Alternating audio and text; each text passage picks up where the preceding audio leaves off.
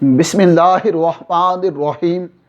اللہم صلی علی سیدنا و مولانا محمد وعلی آلہ وصحبہ وبارک وسلم۔ السلام علیکم ورحمۃ اللہ وبرکاتہ۔ عن ابی ہریرہ رضی اللہ تعالی عنہ ان رسول اللہ صلی اللہ علیہ وآلہ وسلم قال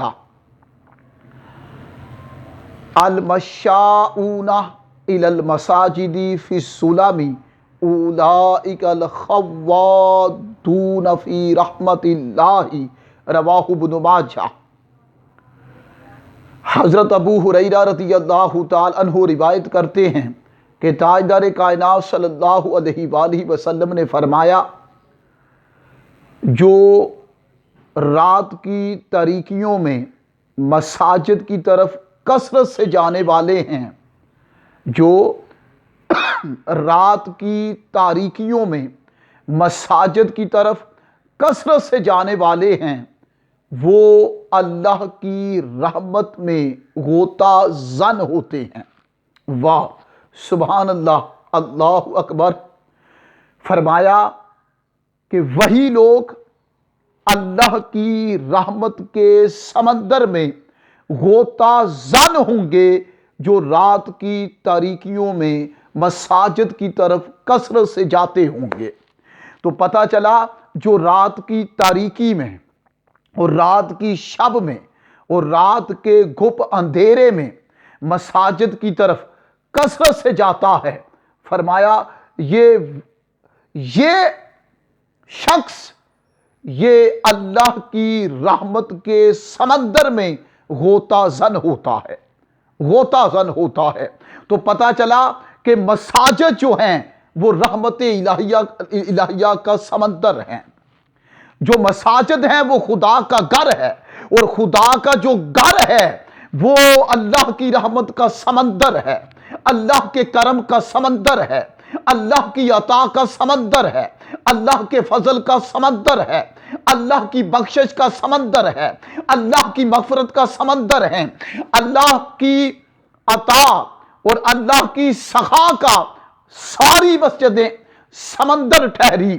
تو جس کو رحمت کا سمندر چاہیے اور کرم کا سمندر چاہیے اور بخشش کا سمندر چاہیے، مغفرت کا سمندر چاہیے، عطا اور سخا کا سمندر چاہیے، اللہ کی قربت کا سمندر چاہیے اور جود و احسان کا سمندر چاہیے، اللہ کے انوار کا سمندر چاہیے، اللہ کی تجلیات کا سمندر چاہیے، اللہ کی خیرات کا سمندر چاہیے، اللہ کے جود و کرم کا سمندر چاہیے، وہ خدا کے گھروں یعنی مساجد کی طرف کثرت سے جایا کرے، اور جب واپس لوٹے گا تو اس کا تن اور من اللہ کی رحمت کے سمندر میں غوطہ زن ہوگا۔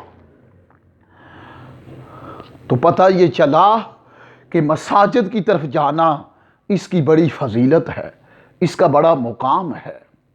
تو جو بندہ چاہتا ہے کہ میں رحمت کے سمندر میں غوطہ زن رہوں اور رحمت کے دریا میں تیرتا رہوں اور رحمت کے سمندر میں ڈبکیاں لگاتا رہوں اور رحمت کے سمندر میں تیراکی اور پیراکی کرتا رہوں، وہ رات کی تاریکیوں میں مساجد کی طرف کثرت سے جایا کرے، کثرت سے جایا کرے۔